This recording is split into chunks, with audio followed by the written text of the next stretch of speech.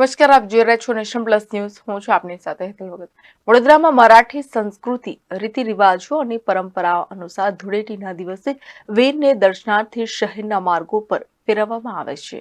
વડોદરા શહેરના મરાઠા સમાજની ધાર્મિક પ્રથા, મરાઠી સંસ્કૃતિ, રીતિ રિવાજો અને પરંપરાઓ અનુસાર ધૂળેટીના દિવસે ઘર ઘરમાંથી વીરને આમંત્રણ આપવામાં આવે છે અને વીરને દર્શનાર્થે શહેરના માર્ગો પર ફેરવવામાં આવે છે.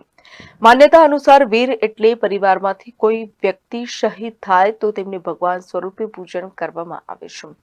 તેમના માનમાં તાક સ્વરૂપે પૂજા કરવામાં આવે છે. આખું વર્ષ વીરની પૂજા અર્ચના વાર તહેવારોમાં કરવામાં આવશે.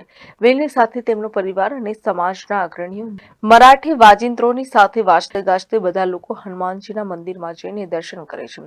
આ શૌર્ય પ્રથા ફક્ત વડોદરા શહેરના નવા બજાર, મરાઠી મોહલ્લા, કાલુપુરા, કોયલી ફળિયા, ખત્રીપોળ અને હુજરત ટેકરામાં જોવા મળે છે. પૌરાણિક મંદિર છે અહીંયા નજીકમાં, એ દરેકના ઘરેથી એ રીતે લઈને આ વગાડતા લઈ જાય, એટલે ત્યાં વગાડતા જાય એટલે એમને ઓટોમેટિક એમની અંદર એ કંઈક એવી અનુભૂતિ થતી હોય છે અને એ રીતે નાચતા ગાજતા અહીંયા લઈ આવે, અહીંયા દર્શન કરે અને પછી ફરી પાછા એ રીતે લઈ જઈને એમના ઘરે પાછા શાંત કરવામાં આવે છે. રાજાની પ્રદક્ષિણા કરે છે અને વીર તરીકે કહેવામાં આવે છે. કેટલી વાર વીર કહેવામાં આવે છે, એનું શું મહત્વ?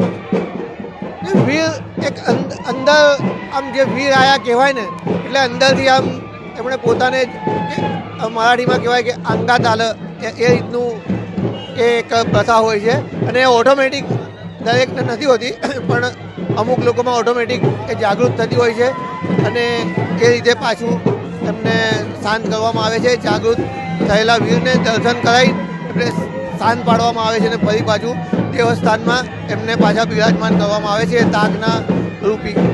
કેમેરામેન નવનીત પરમારની સાથે Satyam Niwaskar, nation plus news, Vadodara.